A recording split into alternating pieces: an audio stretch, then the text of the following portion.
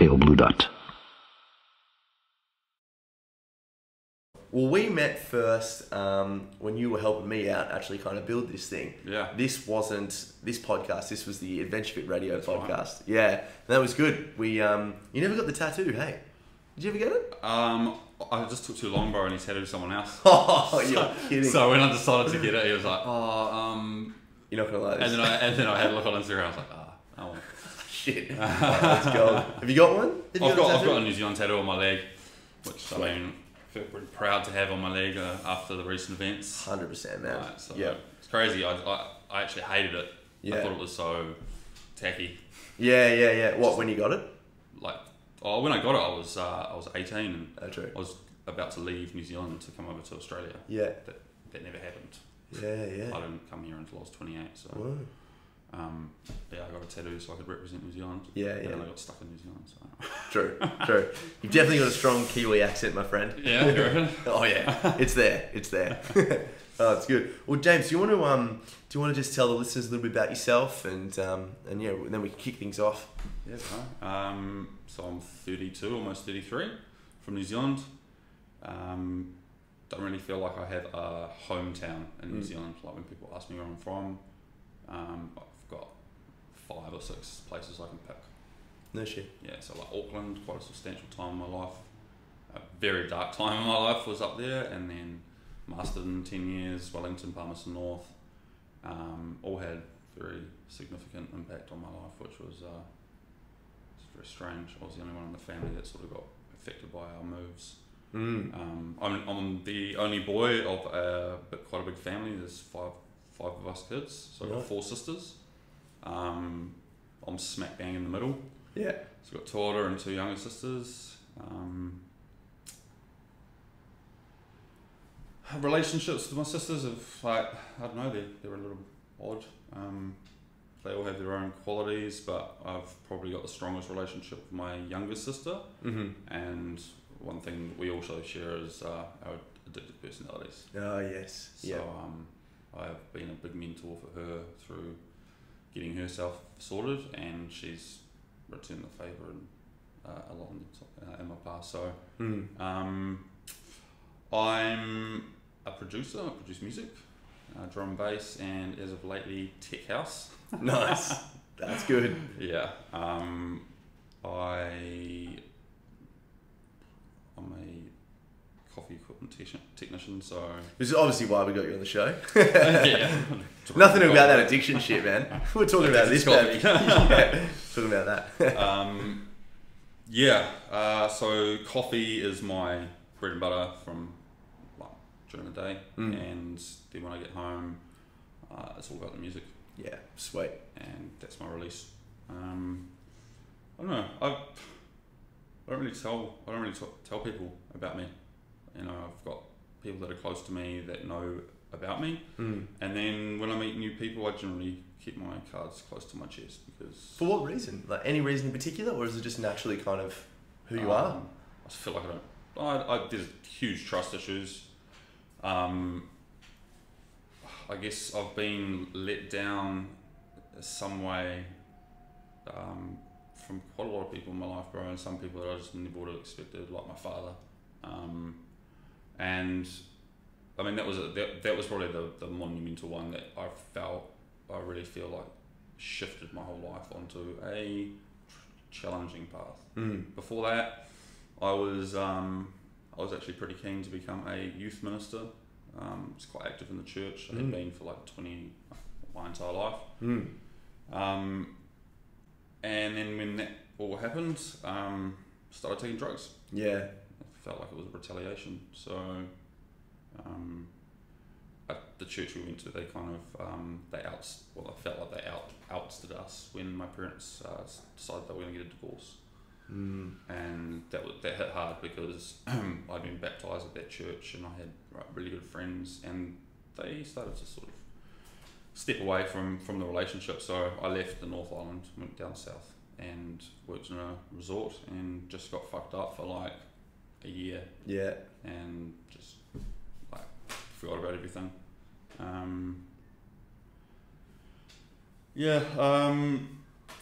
My dad let me down pretty pretty bad when I was like 22. He got conned by some lady into believing that she was a very well-off person, and she also conned 3 of us kids. At the time, I was building a 1972 Mazda RX-2. Holy shit! And my dad was like, for my 21st birthday, he turned up, filled my pantry, which is, this is rare for my old man, fills my pantry, my entire pantry full of food. Steaks, the works for my 21st dinner. Wow. And then, what did I do? I decided to took back then you could buy legal, like herbal pills, and they'd get you like messed up like an E. Yeah, but they were legal, you just buy them from the shop. Yeah. So, like 16, 17, buying up this stuff and getting jacked on it. Yeah. So for my 21st, I'm like, yeah, sweet, get jacked up. My dad suggests that, maybe I should sell my RX-2 and we'll go to Australia and buy me a new car. And so I decided to give it to my flatmate because he'd help me out. So I gave him like a $17,000 car, thinking that I was going to be sweet, and didn't happen. And Dad just took off. Really? And I had no job because he told me that I should give up my job because I was going to be taken care of. He went unconditional on some property, so he had like real bad financial problems after that. Bank taking his shit. And my mum is, I love her to death, and she's the rock of our family. But when she has a gripe, she certainly knows how to make that clear. So for so long, it was always like, oh, your old man fucking deserves it, and just constantly hearing that shit. Yeah. So you were 21 when this was happening. Yep. Yep. When this all happened. And it took me the better part of 7 years to get myself financially out of the red. So, because I was in through a series of trades and swaps and hustling, I bought a $5,000 car and I'd done it up and made it fast, and then sort of sold it and ended up with this. And I had a Mark 1 Escort Coupe as well that I was doing up. So yeah, I love my cars. So that's a huge reason why I don't believe, sad to say, but I don't really believe anything that comes out of his mouth. And that sucks because my whole life I feel like he was always kind of there, but not really solidly in my life. I don't have this epic fucking image of my old man. And he may have been, but these things get distorted after, of course, massive letdowns. And I had a kid when I was 25. Yeah, that's my age. Having a kid. How old are you? 25. Oh wow. Yeah. There you go. And that was crazy, bro. It was real crazy. Fell in love with this chick as soon as I saw her. She walked in the club. I was DJing. I was just like, oh my god, who was that? And we live in a small town, so there's 80,000 people. So you know everyone, kind of thing. Yeah. And we ended up having this crazy passionate relationship for 3 months, and then fell pregnant. And I was just like, fuck it, let's do it. And we did it. And I've got a beautiful 8-year-old daughter now. That's awesome. Amazing. Get to that, but that was I feel like the very serious turning point in my life. I feel like for myself, not in the hugest positive thing, hugest positive way. The positives were obviously having a child, and I never wanted to have kids. Really? You never? No, I just didn't. Wow. I don't mean to divert or anything, but kids are awful. Kids are really awful. And they can be tough, hey? Dude, not that I would have any idea. My childhood was horrendous. Yeah. Absolutely horrendous. Yeah. So, I mean, my mistrust goes all the way back there, bro. Yeah. So, that restricts me from engaging in new possible friendships. I judge people very harshly, based on people's actions, but I have been pulled up a few times to give people some slack. Yeah.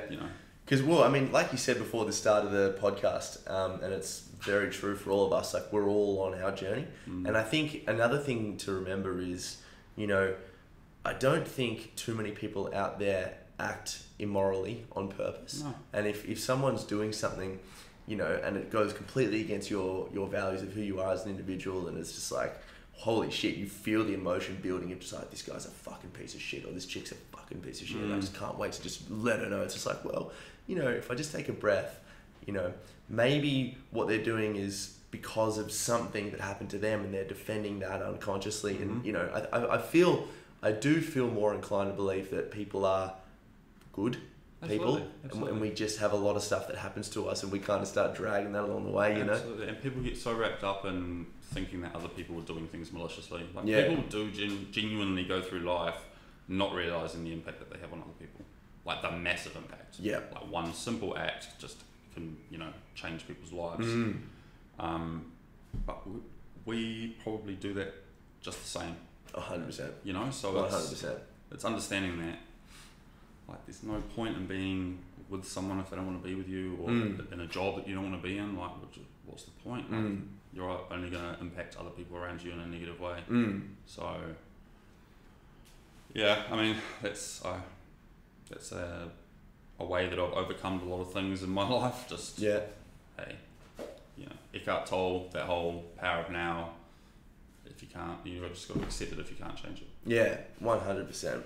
He's I read The Power of Now, I think, when I was struggling initially myself, and it didn't speak to me at all, because I wasn't ready for it. Yeah. You know, when you can, the time that you read a book or you consume a piece of content is so important, and you can look at someone, you know, someone that I follow on Instagram now, I'll probably hate in 3 years' time. You know, not necessarily hate, just like, I don't need that lesson anymore, you know, or maybe I do. That's why I'm presenting it. But Eckhart Tolle, when I first read The Power of Now, I just couldn't get it, and then I read it again, and then he started talking about, and then I was trying to observe the parts in the book that would kind of really speak into me. The part where he talks about what Jesus was talking about in terms, because I had a Catholic upbringing as well, and then I moved away from it as my fear of death really built up, and I started to become this egocentric atheist, like everything in the church is retarded and like all this sort of stuff. And, you know, believe what you want. Spirituality is a big aspect of my life now. It's not necessarily linked into any specific religion. It's kind of a beautiful multitude of all of them. Yep. But, you know, there are some amazing parts about Christianity, about Buddhism, especially Buddhism.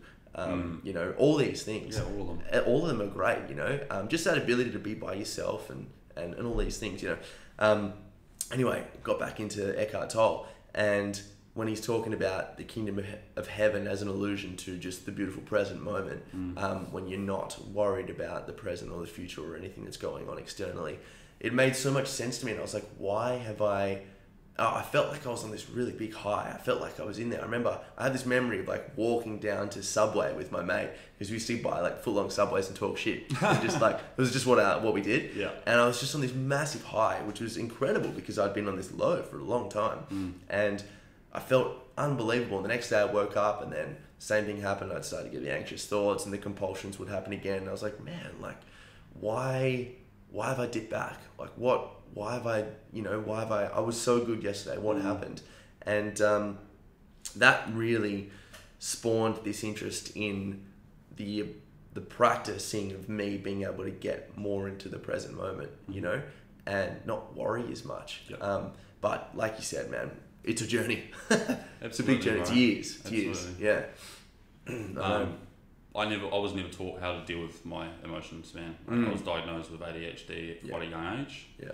And being the only boy in my family, mum didn't have any experience with anyone else. My sisters were chilled. Yeah. And I was a tyrant. Yeah. So I was medicated, and you know, I did weird shit at school, you know, like get caught like with some girl in the cloakroom just looking at each other's bits, like the teacher's like, what the fuck? You know, and I'm part of this like pretty decent Christian family, so oh my god, like, and so I've got these images of like me being like counselled and told like what I'm doing is like very perverted, and just wondering like, oh, I wasn't doing it, like there was no malicious intent. You know? It's just curiosity, because like, I mean, I'm the only boy. I don't have like, I see my old man, but he's not my peer and my family. All my sisters are, but they're all different. So I'm like, Totally. yeah. I don't know where I was going with that. No, but you're right. It's yeah. The ADHD is a funny one. I was that one. Yeah. Sorry. Yeah. No, Continue, please. So I was never taught how to deal with my emotions. So it was just a blanket for so long, man. And then I sort of came out of my medicated days, which were quite late into my teens, and then I was just like smoking heaps of dope. I was doing pretty outrageous shit. Like I loved driving very fast, just by myself. I'd just go out and just top my car out, and just had no fear at all. Just loved it, absolutely loved it, and I just this roller coaster like for the next sort of 10 years. You know, throughout having a child and becoming like DJ, music producer, all of that sort of stuff, and then substances, bro. Just the hardest thing that I found was that to try amphetamines again later on in life after being off them for so long, and my life feeling so chaotic, and then just feeling like this peace and norm, like just a chill, you know. That was quite a strange experience, and that was at 22. And from then, for like the next couple of years, it was just pretty recreational. Until I moved to the dairy farm and just ended up running with the wrong crew, where that was just sort of prevalent among them, and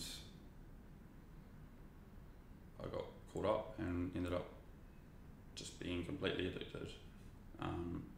Not only that, but I had like an outrageous addiction to synthetic cannabis in New Zealand, because same sort of thing. Yeah. You could just buy it from the shop. Yeah. So why am I going to go travel an hour into town to find some guy that might have some shit weed when I can go and we used to call it dairy dac. Yeah. Well, let's get some dairy dac, thinking that's all good, man. Like, I had a seizure on that shit. Wow. And came out of the seizure and was so addicted to it that I was like, oh, whoa. Realised that I'd like processed it, and I was like, oh, had another kind. Straight back into it, bro. Yeah. Like just 5 grams a day.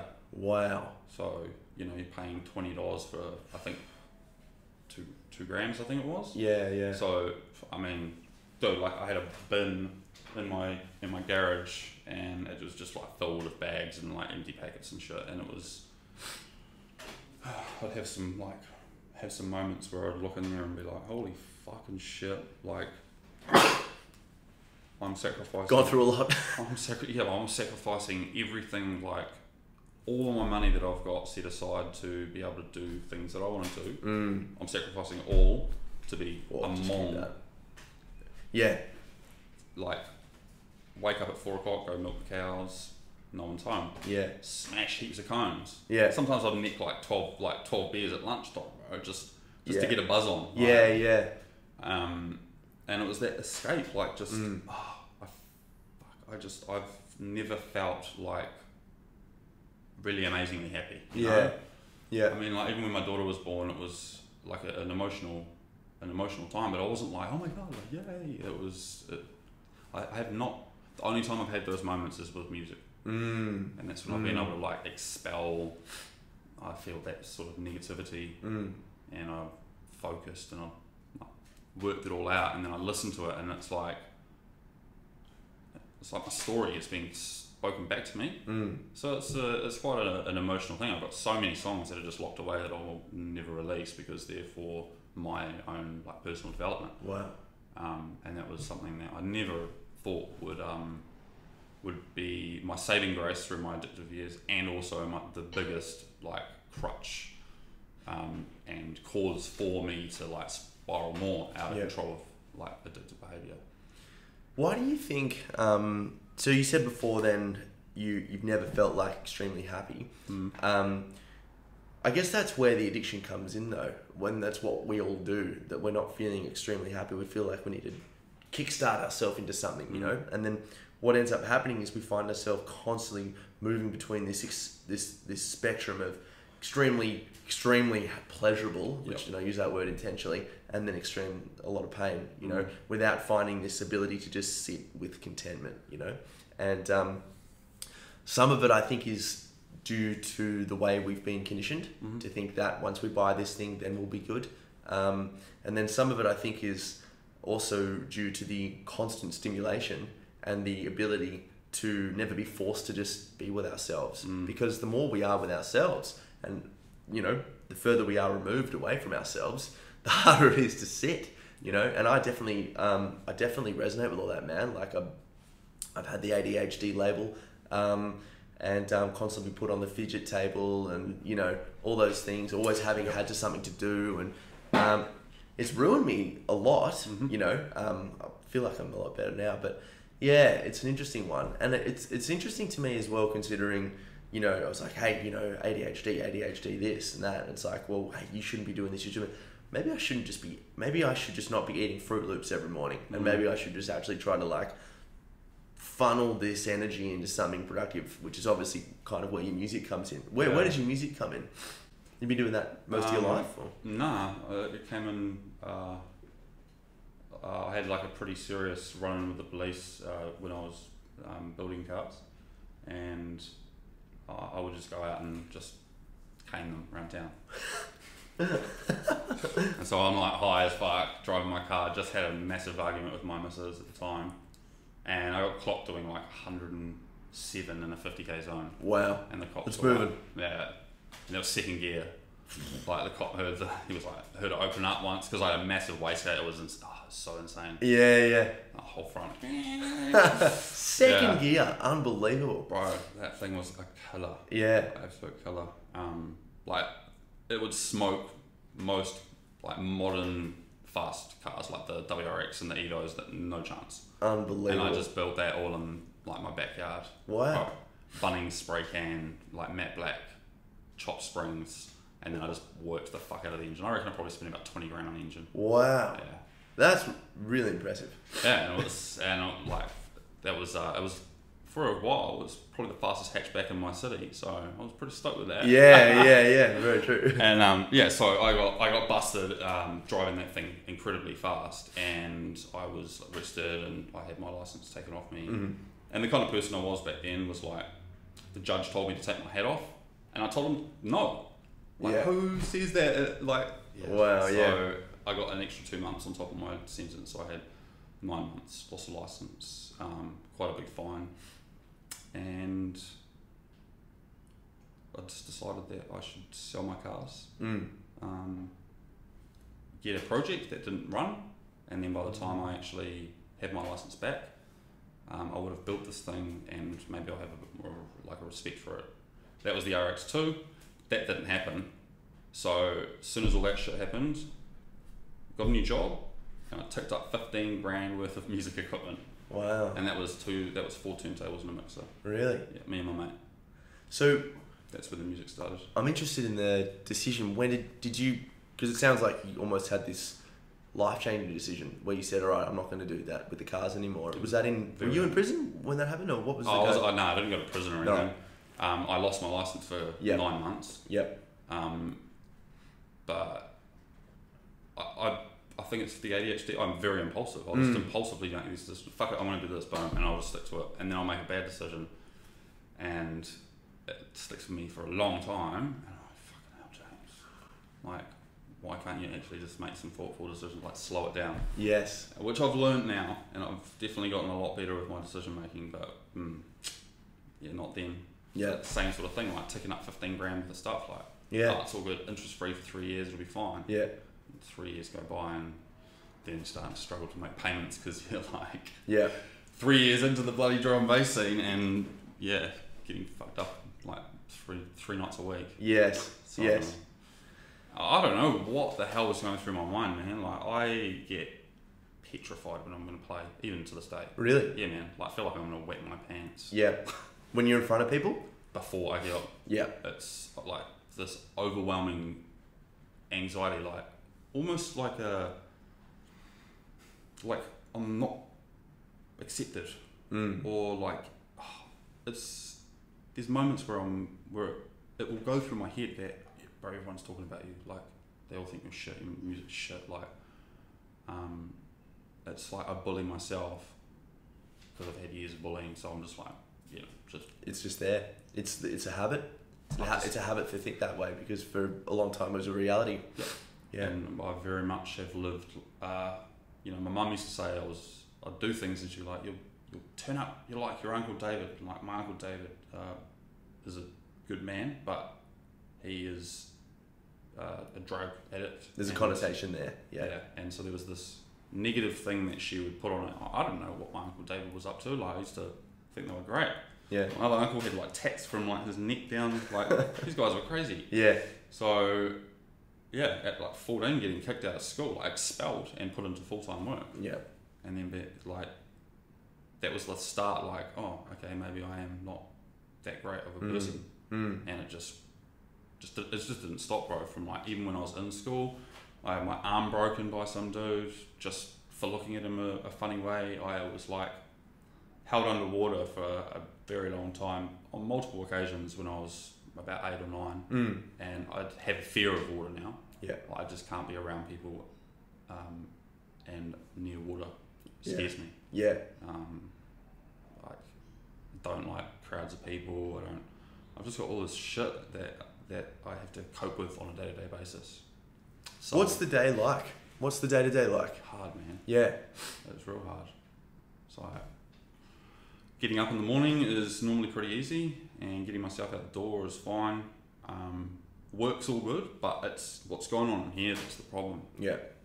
I will just go into autopilot and I'll just work, and I'll be very productive, but I'll be destroying myself inside my head, like overthinking things, overanalyzing things, convincing myself of like, you know, certain viewpoints, without ever getting that sort of external input.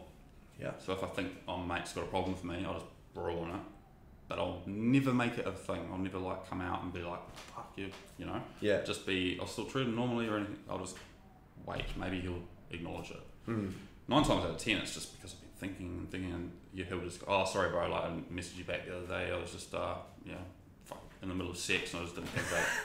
Oh, yes. Okay, sweet. Yes. So other things go on. Yeah, exactly. Glad you were having sex, mate. but not for me. I'm like, oh man, what's going on? Like, just ruminate. Yeah, right. And that's a struggle. And then I can't escape that. Like, it's a very hard thing to escape. I've got so much. I feel like I've got a lot of guilt and regret, man, from like not being there for my daughter when she needed me. I guess not being the man that my ex thought that I was, to actually venture down that path of having a child with somebody. I obviously was a certain person to her, and then so there's all this like emotion, and sometimes I just can't shut it off, and so I'll just like smoke heaps of weed, and sometimes I'll come home from work and I feel like I've weathered the storm. I feel like I'm home, it's sweet. Alright, strap down to my undies, bro, jump on bed, fucking smoke heaps of cones, and then fall asleep. Then I'll wake up and it's like 3 in the morning. I'm like, oh fuck, I haven't eaten dinner, and but then I'm fucked like the next day because I can't cook now, and so yeah, it's madness, bro. At any given time, it feels like there's a full-blown Broadway show going on in my head. Of course, I just can't turn it off. What is it? So do you still because you said when you were 21, that's when you got into the substances pretty aggressively. Yep. And then was there a point there where you stopped taking the drugs? When it got so out of hand on my dairy farming. Just be careful for the cameras, bro. Sorry, bro. That's all trying good. to open this hole, bro. No, that's all good. It makes the show more interesting. I think this table's super rickety, so. Well, I basically got, I guess, how would I put it, fucked over by my old workmate / boss on the dairy farm. We would quite often just take speed and shit when we were dairy farming, man, like 70, 80 hours a week. Wow. Wow. Yeah. What's this, man? Yeah, sure. I'll be keen. Just for everyone watching, it's cold brew with a bit of tonic water, you said. Tonics here. Oh, yes, very good. Irish. It's really good with tonic water. Yeah, it's I'm pretty sure it's an Arabic blend, but it's pretty good, eh? Mate, that is delicious. Yeah. Oh my god, that's unbelievable. I really genuinely like that. Yeah, As you can tell, I haven't had a coffee this morning. well, that was slowly extracted over ice for 19 hours. I got it, dude. Siobhan will love that. That's amazing. That's awesome. And then you add a little bit of tonic, bro, and it turns into this almost like a creamy drink. Yeah, creamy goodness. Yeah, man. Speaking of a dairy farm, yeah, that's awesome. So where was I? Yeah. So did you stop? Was there a point where you kind of had that look at yourself in the mirror or sort of thing? Or, however you would explain. Absolutely, man. Absolutely.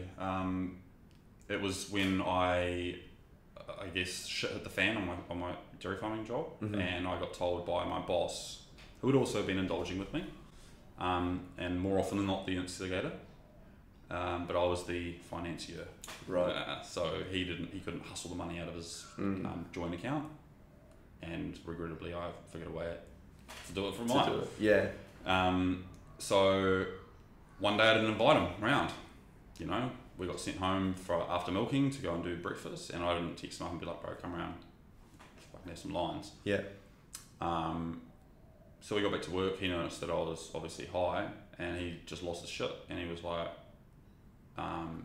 he said to me, like, I'm gonna fucking make sure that you don't work here anymore. And like so hypocritical, because like to everyone else he was like, I don't do anything bad, I'm this great guy, and behind his wife's back and like to other people that didn't really see him on a day-to-day basis, like just two-faced, very two-faced. And it was at that point when I sort of thought, well, things are sort of starting to fall apart a lot. He told my fiance, she was one of his best friends, and that's how I got the job. Okay. So she didn't even think to ask me and get my side of it. She just boom, instantly believed it. That's the gospel. So I had to fight through like proving to her that like he's as much to blame, and this is like a malicious thing. There's two sides to everything. Yeah. Newton said it. Yeah. Every reaction has every action has an equal.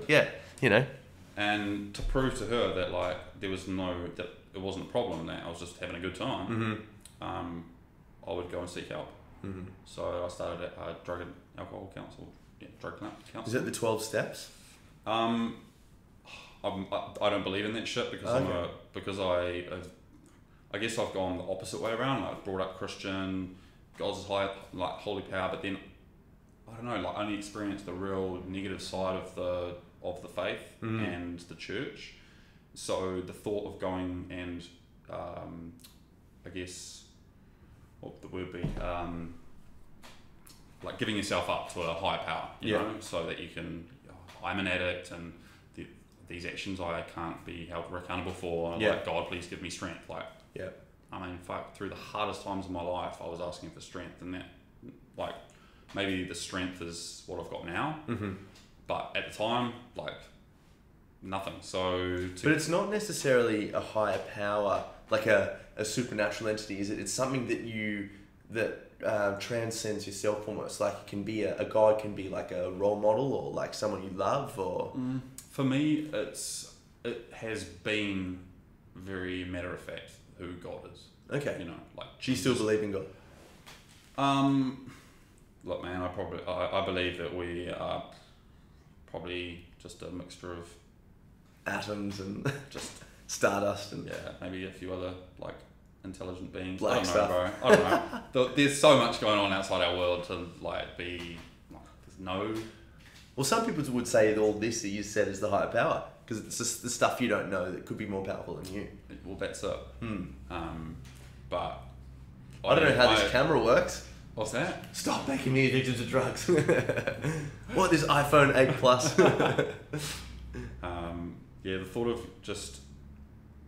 The thought of not having control or not being adamant that I got myself into this situation through whatever reason, and I'll get myself out of this situation because I'm not going to go, oh yeah, I'm too weak to get through this. I need to be in rehab, or I need this or that. And so I mean, maybe that's why it's been like, I'll have 2 years like solid, just mint, no looking back, and then something epic will happen in my life, like I wake up one morning and my fiance tells me she doesn't love me and wants me to move out, and then boom, like everything just falls apart, and it's just straight to substance abuse. And it's because I just want to numb myself. I'm like, nah. Yeah. I've never dealt with like a breakup, bro. I didn't deal with a breakup when I broke up with my fiance, and the last 2 girls that I've been in serious relationships with, same thing. Didn't deal with them, bro. Just went straight out and just got fucked up. Yeah. And I would look back and I go, holy shit, I've just been like pretty much every day just numbing myself. And then as soon as I back off, it would just all come flooding in, and it's just like, of course, probably even worse. Don't want it. It's just like, I don't want it. I don't like that. It just makes me feel very uneasy. Don't know where that comes from. But I mean, it comes from being human. Like, it's grief. I mean, that makes so much sense. Like, no one wants to go through a breakup, especially someone you love. No one wants to have, negative things happen to them when they're children. No one.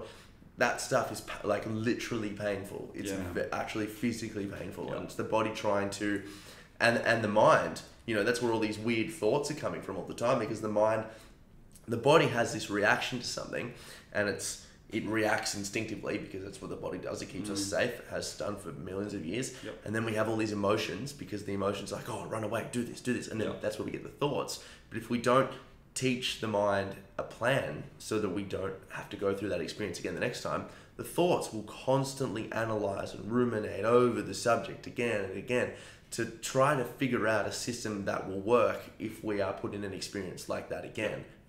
That's the way trauma works. And the reason why it's so painful is because, I mean, look, we're here to survive, and that's the primitive biology and the mechanisms in our body. And if we don't factor that in, sometimes we're gonna go through rough spots. And this comes down to a very fundamental level. Even sitting all day, the body doesn't like sitting all day. Putting unhealthy food in our body, being constantly distracted with external stimulation. Most of the time, we didn't talk. We were just by ourselves all the time. We were constantly meditating, if you want to put it that way, And to be so far removed from self is going to put you in a rough spot, And that's why I think all these people, social media is going gangbusters with self-healing, and everyone's got the next big fad now because people are clinging to just be removed from their suffering, So this is one of the reasons why I wanted to start this podcast, is because I got to a position where I was feeling quite good, but I still felt very lonely. And I was like, holy fuck, like I'm going okay now. I've got a good routine. I feel healthy. I'm more or less confident with who I am as a man. Yep. It still is weird to call myself a man. I know, right? It's a weird thing to say, I don't feel that way. I'm just like,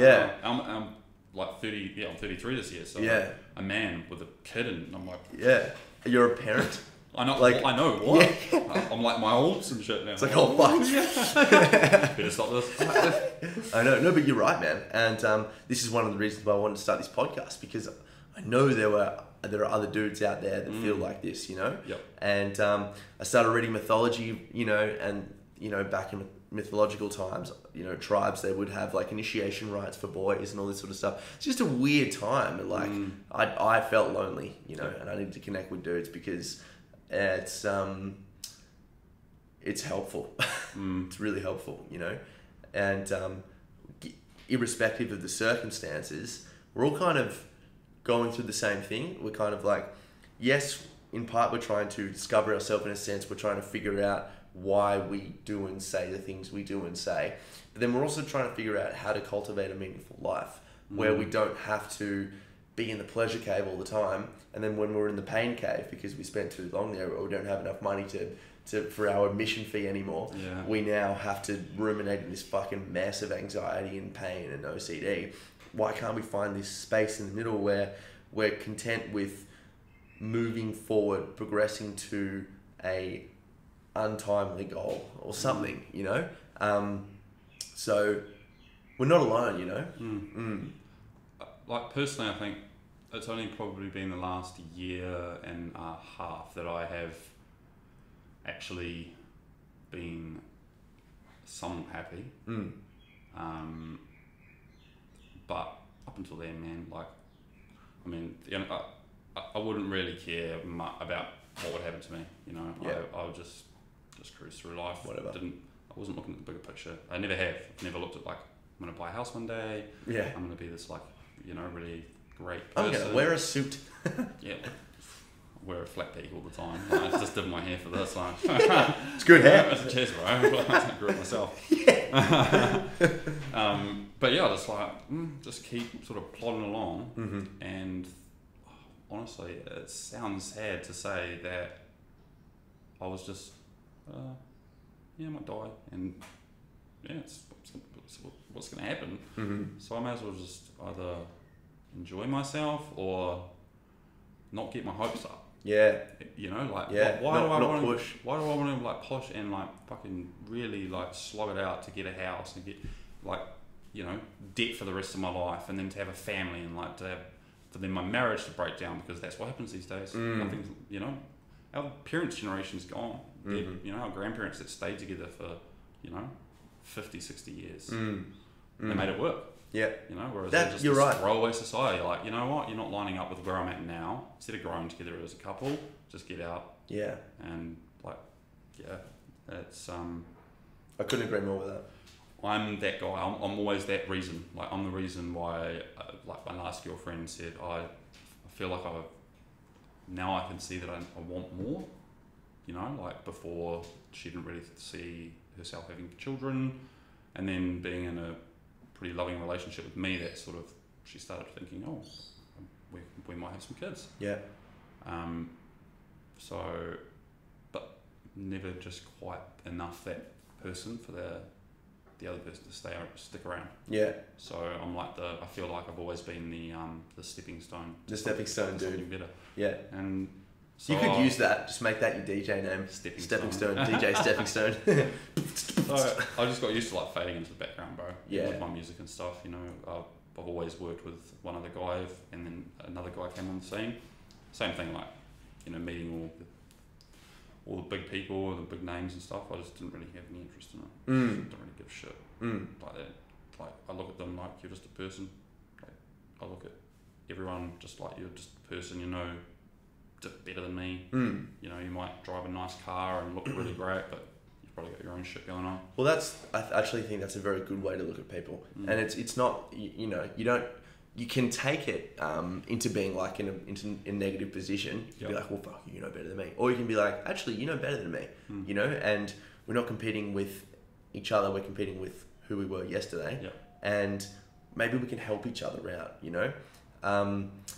What keeps you going through the days? From my daughter, bro. Yeah. Just the thought of her, like, she lives on an island in the Cook Islands called Rarotonga, and her and her mum moved there a few years ago, and they've built paradise for themselves, man. Sick. And I'm so grateful of the person that I was able to have a child with. I think it's always going to be you know, doesn't matter what sort of like timeline you can, or parallel universe you look at. I feel like it doesn't matter who it is, I'm always not going to be with my daughter's mum. So I'm glad that she's the person that had my daughter, because she's onto it. She strives for like the most in life, and she wants the most from someone else, and I didn't give her that, and so that was my loss. She's with a dude that I respect, and my daughter calls him dad, and I'm like stoked that he gets that title. I respect that, and I'm all about it. Wow. I'll ask my daughter, like, how's your dad been? And, you know, because I mean, she knows that I'm her dad. She remembers when we lived on the farm and all that sort of stuff. But he looks after her, man. He's raising my child, and it took me so long to like appreciate that and accept that that's like not my role. Wow. And that is so humbling. Yeah. To then try and still come to that person and be respectful, not let the ego get the better of you. Like, fuck, man, the amount of times that my ego would get me into situations where I'll be like, you know what, fuck you, and then I'll just be like, oh shit, now I can't see my daughter. You know, and I just make these impulsive decisions because I was egotistical, and you know, it was the power of now that completely stripped that for me. Wow. And it was, as soon as I opened it, it just, everything jumped out, and I read it from start to finish in one sitting, and dude, monumental changes in my life. Really? Absolutely. You know, like got off all the drugs, started kickboxing, like turned my life around, and throughout that, I think I've just like jumped right over, but like throughout that, I've like fully turning my life around and for the better, and being real proud of who I was as a person. For my last girlfriend, it still wasn't enough. I was still unpredictable. But it's like fuck. It's really inspiring, that little bit there, mate. Because I mean, sure, I mean, you know, that's the journey again, though, isn't it? It happens like this, you know. And sure, you know, as you say in your words, you weren't enough for your last girlfriend, and but you're better than who you were when you were in your early 20s, you know? Yeah, man, absolutely. That's unbelievable. It's actually unbelievable to hear you say that you have respect for someone that your daughter calls dad and father. You know, that's a hard pill to swallow for everyone, you know? So how often do you see your daughter? So she's over in New Zealand? No, she's in Rarotonga. Oh, sorry, yeah, Rarotonga. Yeah. So you got to fly to New Zealand, and then you got to fly 3 hours into the middle of the Pacific Ocean. Right. Okay. So it's like a completely different time zone. And it's 30 kilometers around. It's just this tropical paradise. Oh wow. Yeah, and they've just built a house 200 meters from the water's edge. Palm trees, like coconuts just falling around. Like we're in a garage now because it's been raining all day. And I'm gonna be there in 3 weeks. Oh yeah. Yeah, bro. Yeah. That's awesome. I'm going over with my mum. But not often, and that's crippling. So I went raised her, bro, changed her nappies, like took her on my quad bike on the farm, like everything. She'd sit with me in my studio when I made music, and she'd just press things, and she was such an inquisitive little kid, man. And I made the mistake of moving to Australia, and I thought that I would be able to achieve more in life, and then in turn provide my daughter with more stability. Because at the time I was doing drugs, I was working a job that was like barely 30 grand a year, and I was DJing like on the weekend, so like it was a juggle, you know. And I made the decision to come over here, and that's when everything fell apart, bro. Like everything in terms of me seeing my daughter. And it took 2 relationships, 2 relapses for me to realise that the only thing that makes me the happiest is my daughter. And so I need to focus on her. Like whether it's keeping a relationship up, talking to her all the time, planning trips to Rarotonga, you know. So you got a budget? Yeah. Yep. And she was asking me for a year, like a solid year, every time we spoke, when are you going to come over? When are you going to come over? And the day that I was like, hey, I've got tickets. And my mum's coming with me and my stepdad. And before that I'd seen her, it would have been 8 months from when I last saw her to when I'll see her next. And before that was 3 years. Wow. So I saw her when she came over here when she was 5. And then I saw her when she was 8. So difference of like a person that big and a person this big. Yeah. That's openly telling me about her dreams, and I'm realising, holy shit, I get sleep paralysis, and she's telling me about her dreams, and I'm thinking, oh fuck, you've got my brain. Yeah. She's very creative. She's very she's very like airy fairy, I guess. Yeah. She can't. I find it, obviously you can see I find it very hard to sort of sit still and concentrate for a long amount of time. And do you practice that ability too? To sit still? Yeah, well, I mean, you can practice sitting still in like other ways as opposed to just being like. I was reading an article, probably 2 weeks ago in the US. They have this architect built the most silent room in the world.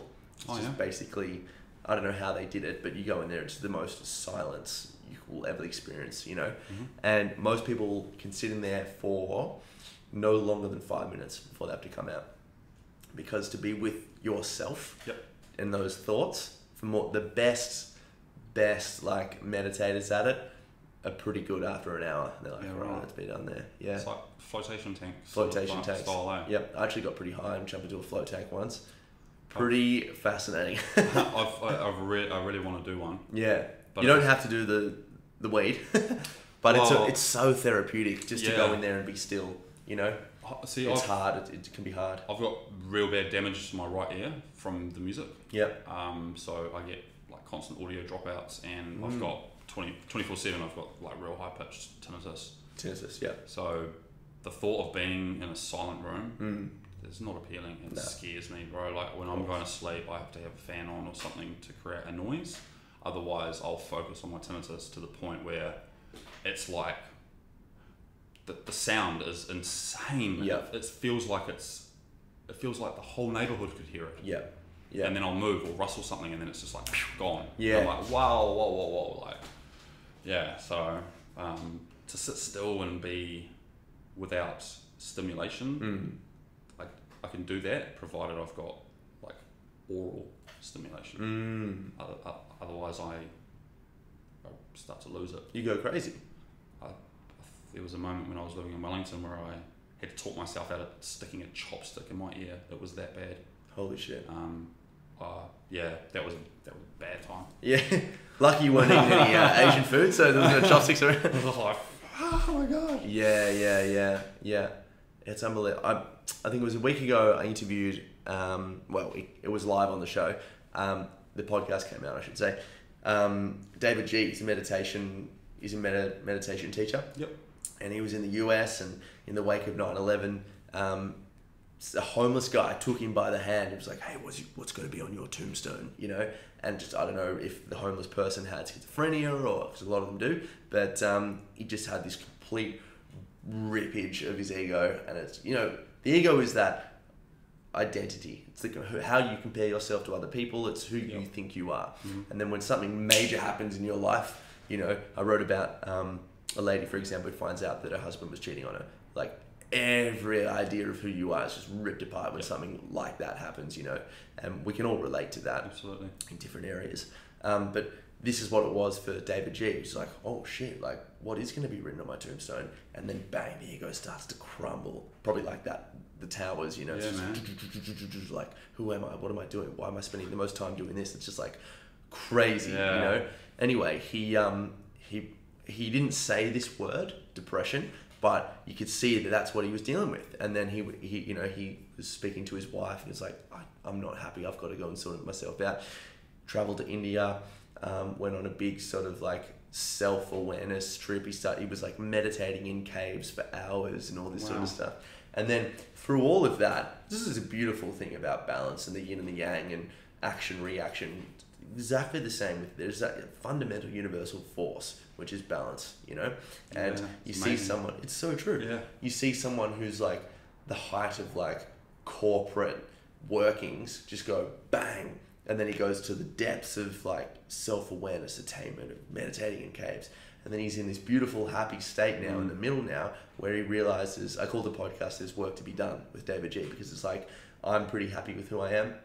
I need to now try to help others. Yep. And he said this beautiful analogy, and I'm going to butcher this, but he said something like, when your cup is so full of love, you know, you can't take anything from the universe. You have only to give. Yep. And that's kind of like how you meet this guy. We only spoke over Skype, but within seconds you're like, oh my God, like this guy's just a beautiful, beautiful force. Like, I just want to be around this guy more, you know?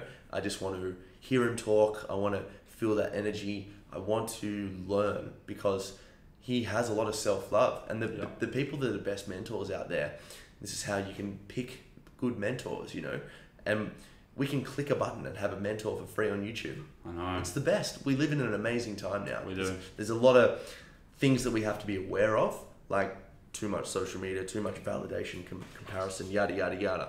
But we also have this ability to be able to be mentored by the world's best, you know? Yeah, mate, legendary. Thank you. And free coffee as well. It's working wonders. Well, I mean, I'm self-taught producer and DJ just from a book. It's better with tonic water. It is, eh? Wow. The first time I had it was mind-blowing. Yeah. Changed my life. Yeah. I know. Yeah, sorry, where were you? Oh no, I was just kind of putting on that idea that, we can be mentored now, and there are people out. I finished reading. I listened to it this time. Russell Brand's recovery book for the second time, and he goes through the 12 steps. And I got a lot out of it. I do agree with you though, where it's like, I don't necessarily agree with the idea of, hey, I'm powerless, I'm going to put all my power to a higher power, because it kind of takes away the responsibility and ownership that I can do something about it. Like when I stopped watching porn, there's a couple of times there where I was like, oh, this is... And it was never because I wanted to like see real hot chicks doing whatever. It was like, I feel like I need to be doing something right now. It could have been food, it could have been MDMA, it could have been anything, It was like something biting at me. Yeah. It was like a thing, like a entity. Yeah. It's like stirring your spirit almost, eh? like this little thing here, Do something. Yeah. Like, what's that? Play with it. Yeah, exactly. Yeah, put that on. Yeah, that's right. Yeah. But you're right. It's like, do something. It's like, why do I need... There's this voice telling me that I need to do something. And I've just jumped into writing my third book and all this sort of stuff.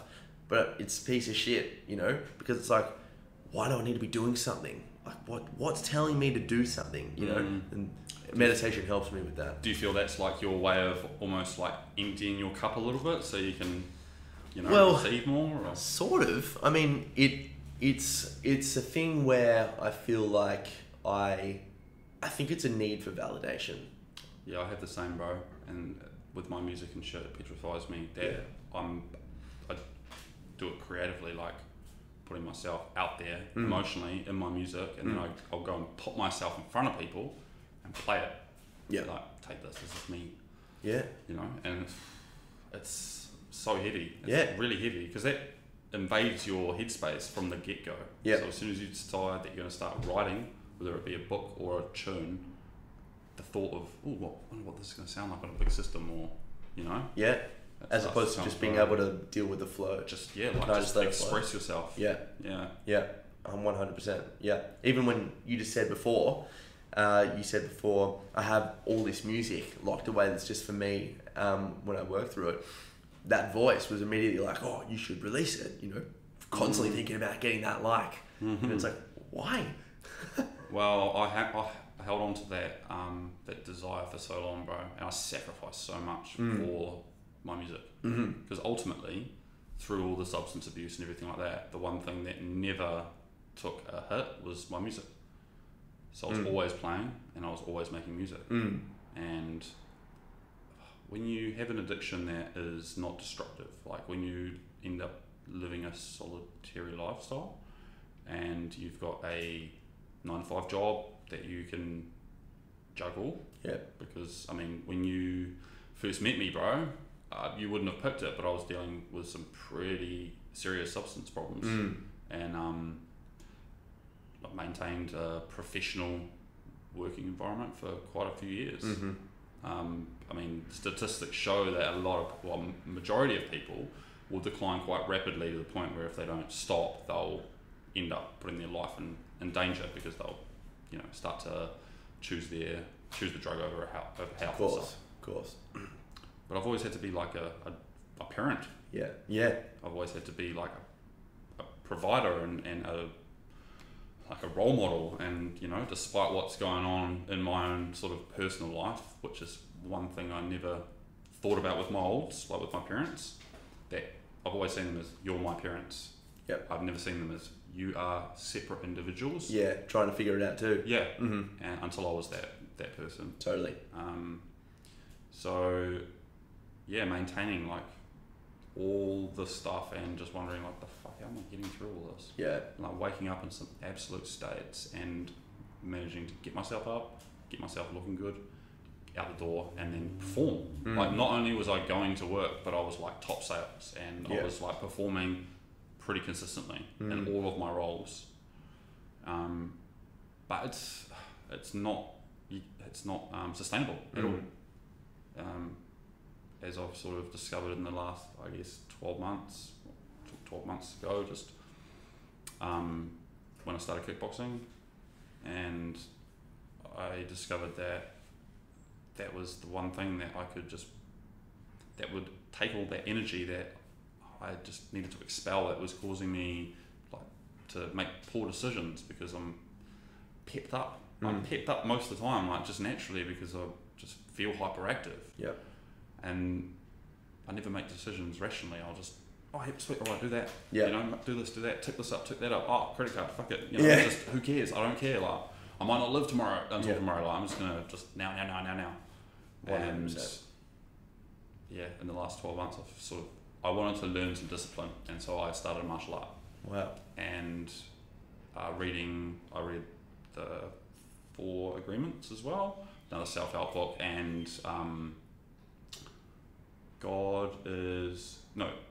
New Earth by Eckhart Oh, by as well. Eckhart Tolle. Yep.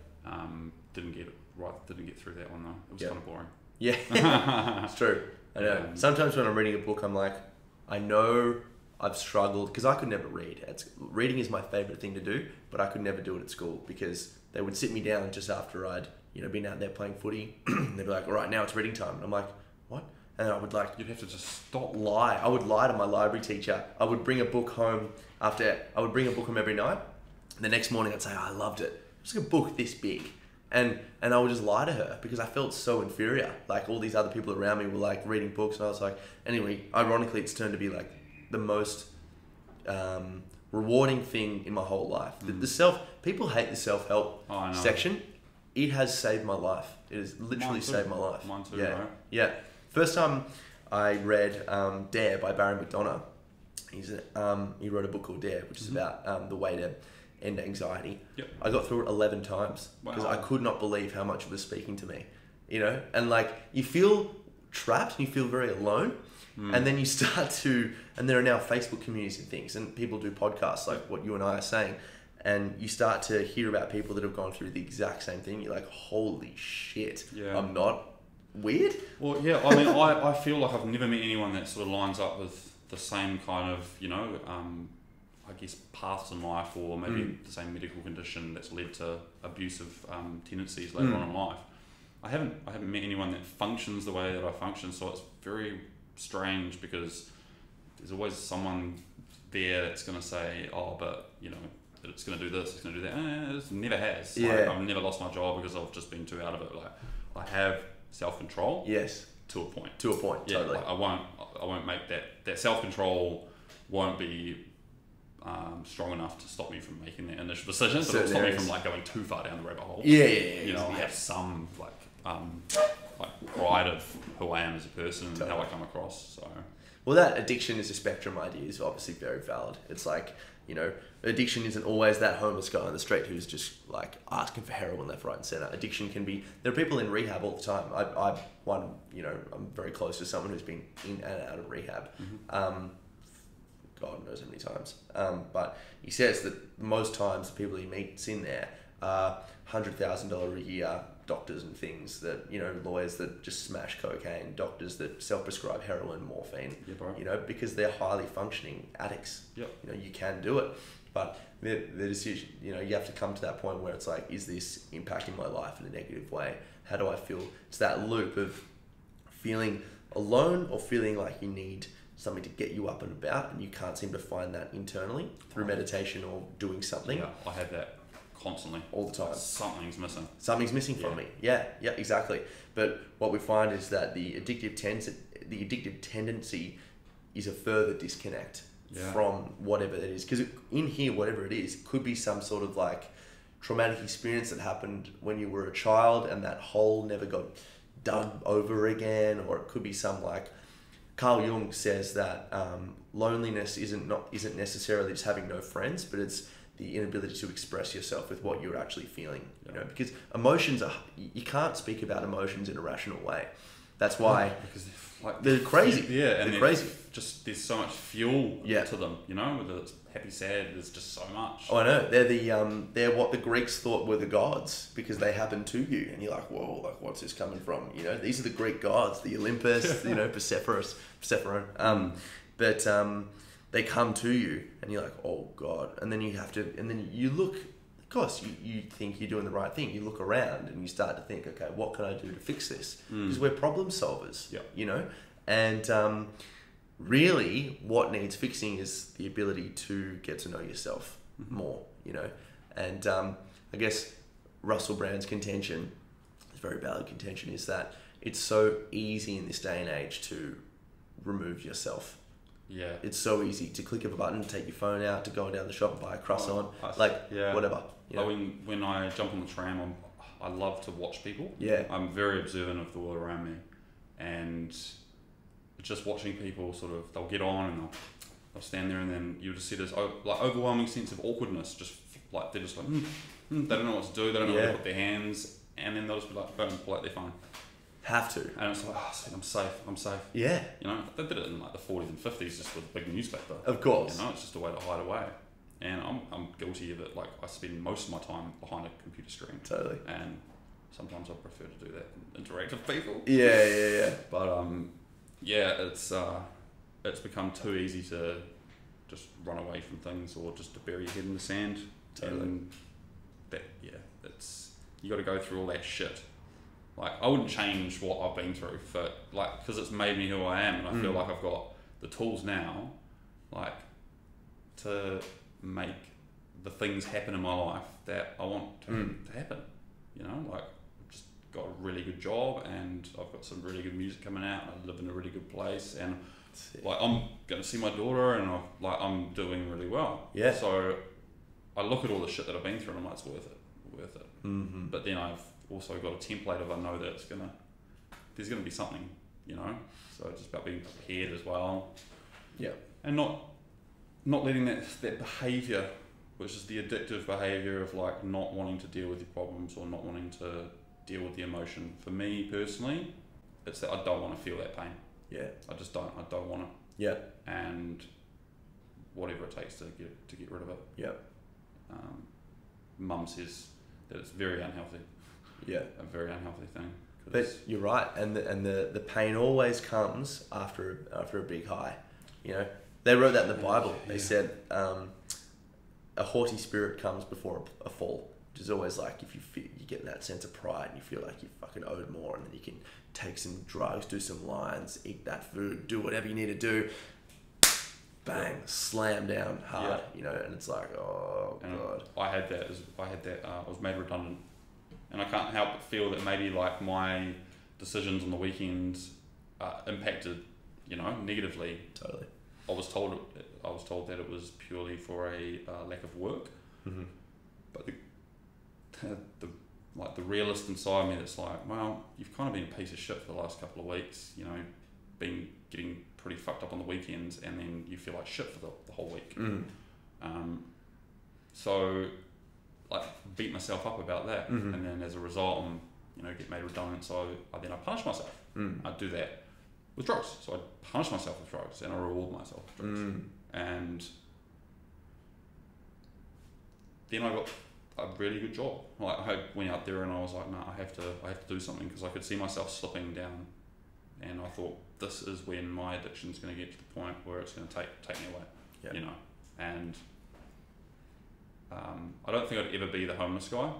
I don't think I've got it in me to go that far. Yeah. But I would definitely lose everything to my addiction. Yeah. Yeah. If I hadn't sort of been aware of it, that awareness of it is a huge thing that people just don't. Just becoming aware of the fact that you've got an addiction or that you've got something going on is just the fucking start. Oh yeah. Managing that is it's a whole nother beast, eh? It's crazy. And I thought, I was like, yeah, sweet, I know what. I'll just go see this guy and he'll help me, and I'll bring him up on the weekends. I'm like, I'm struggling. Yeah. And then it's then you find yourself doing deceitful things to yourself. Yeah, well, yeah. Convincing yourself. You can actually lie to yourself. Yeah. You really can. Oh, dude. Convince yourself that you're good. I've done the devil's advocate and then been like, all right, sweet, let's do it. Yeah, yeah. And then I'm driving, and I'm like, what the fuck are you doing? And I feel like I'm on autopilot, stop. Yeah. Because I know what's going to come. Yeah, you're spot on. And then eventually it's almost I feel like it's kind of the ego, maybe, or it's related to that, because the ego is a filthy thing. So can be a filthy thing. Absolutely, it can be very humble, but most of the time it's pretty filthy. So I don't know, maybe it's a way of being like, oh, you haven't you haven't stoked the fire of the ego, so make some bad decisions, and then I'll roll again. It's that the self doubt and everything that sort of stems from all of that. It's just a massive circle. It is. It's this king peasant. Yep. Going around and around, and like when you're going from peasant to king, it's justified by, oh yeah, but of course you're feeling like shit, dude. It's only one pill, or it's like it's just a bit of chocolate, man. Like it's all good, you know. And then it's like, I can't believe you did that. You deserve to be a filthy peasant, you know. Like just this like, yes, no, you know. I feel like I'm like Austin Powers taking a photo. You're a tiger. I just got real cutthroat towards the bad spots. I was just like, I would just commit 100%. Like if I was going to make a bad decision, I'd jump head first into it and I'd be like, fuck it. Because you can control it. It's like, hey, I'm doing this. That's how I would control it. Yeah. Because if I stopped being taken for a ride and became like the driver, that's when I found I started to like direct it. You know, I discovered that I was on a runaway train basically. Yeah. That was just taking me for a massive ride, and I had to slow it down, steer it into where I needed it to be. It's fucking taken me almost 10 years to do that, and I feel like only now am I comfortable enough to sit and talk about it. Still not fully aware of like what it is, why it is what it is, but there's this massive reduction in like desire for that. I used to like just want to be in another state, whereas now I don't, you know, like I destroyed my foot in kickboxing, and then I had to stop going because my doctor told me I couldn't go anymore, and so I went from being like pretty hard on the drugs to being pretty fit, like seriously fit, and a very good fighter. And yeah, over a few months, bro, it was just rapid decline. Broke up with my girlfriend, and as a result of like us having a massive argument, instead of actually going home and probably doing the right thing and talking out, just went and hit the drugs. Didn't come home for 3 days, and then when I did go home, I moved my shit out. Because I was just like, nah, I'm done. Because I was numb. Yeah, exactly. You know? And then I have this regret like months on, and I'm like, fuck, maybe if I'd actually just not been so fought for a bit, or yeah, it's but then that's also the vicious circle you can get into, because you start playing the victim. You start, oh, woe is me, I shouldn't have done that, man. You start beating yourself up, and then you're like, down in the dumps. What is going to make me feel better? Yeah. Bing. Yeah. You know, and then that's like, oh, sweet. Yeah, and I think what some listeners, if you are listening to this and or you're watching it, you find yourself in these sorts of loops that we're talking about. You know, that when you reach that point when you're in that peasant world and you're like, oh, what's going to make me feel better? It's learning from the mistake, you know, and accepting the responsibility of the part you had to play and why it didn't go your way. Yeah. Because you can numb yourself, you know, and you can numb yourself in healthy ways, you know, like I don't think we're saying you have to sit with yourself all the time and beat yourself and be like, I'm going to learn from this. Sit in the corner and be like, right. No. Yeah. Exactly. Like, if you want to order a pizza and watch your favorite movie, like, you do what you need to do, you know? This is, I think, why, you know, antidepressants and things, anti-anxiety medication can be really helpful, because sometimes something happens in your life that is so painful that you need a bit of assistance. Yeah, so that you can, you know, it's like break your arm, you get your arm fixed. Exactly. You know, break your brain, you kind of have to do the same. Yeah, that's right. Sometimes like you're going to be faced. Life is going to throw you some sort of curveball. It's going to be so painful and hard to deal with that you're going to need some help. Yep. And if you can just get yourself to a level where it's like, okay, I feel I can get out of bed without trying to commit suicide every second right now. I can get to that point. What do I have to do? Like, just that ability to be like, right, I know I need to learn from this, or maybe you don't need to learn from this. Maybe you just need to, maybe what you're going through, this is obviously separate to addiction, is just, you need to just try to get on with life. Yeah, and you need to go through it. You need to go through it. Yeah. So taking something, can be helpful, But then the ultimate thing, again, moving on, coming back to addiction, that's going to get you away from addictive tendencies is learning from those mistakes that make you feel like you need to act out.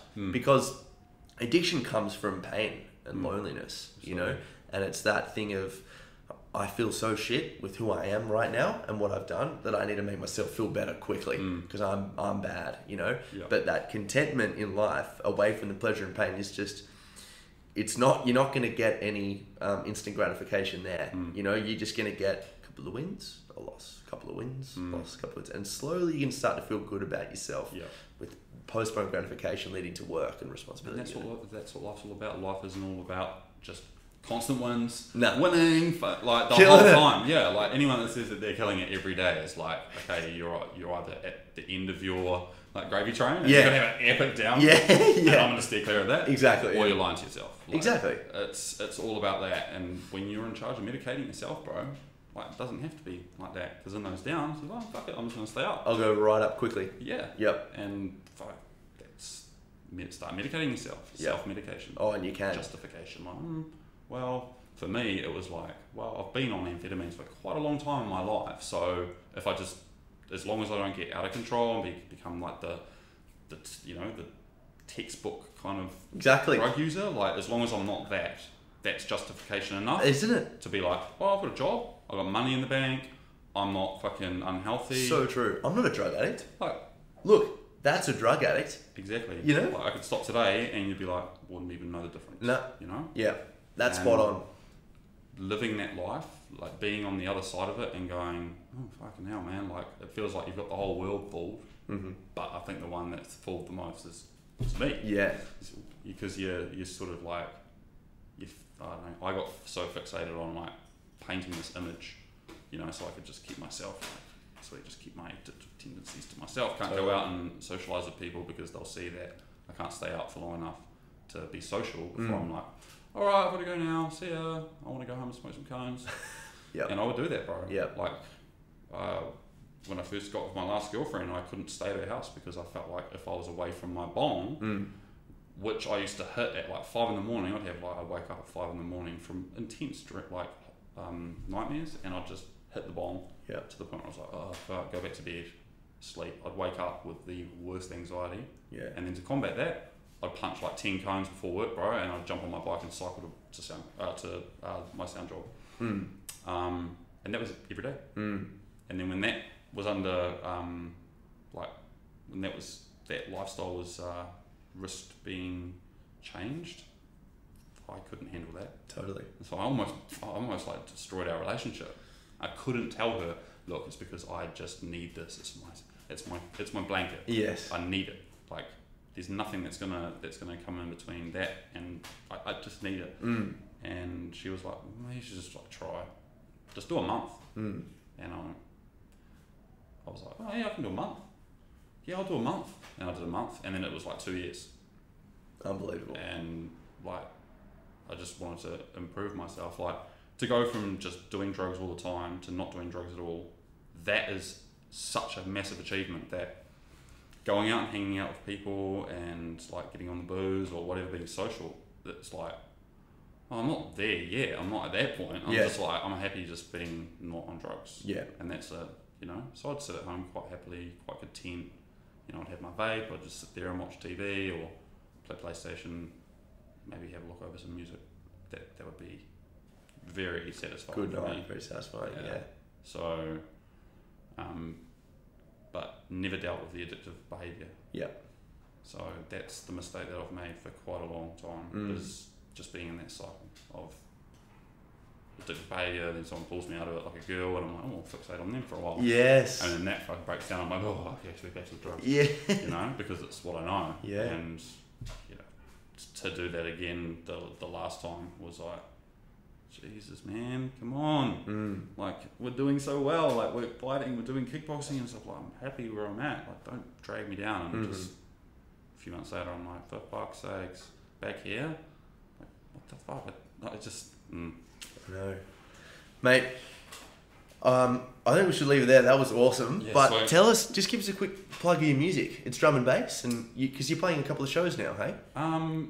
Yeah, I was supposed to play a couple of shows, but they kind of I got muscled off by Oh international. shit! Right, there you go. That was embarrassing. So First steps, my friend. First steps. Wow, I've been like climbing the ladder for quite a few years now, so I've been able to play with some pretty decent people. But my music is I hate plugging myself. I'm forcing you. It's on SoundCloud. Yep. And it's Jimmy Neptune, or I think it's soundcloud.com/Neptune-DMB. Sweet.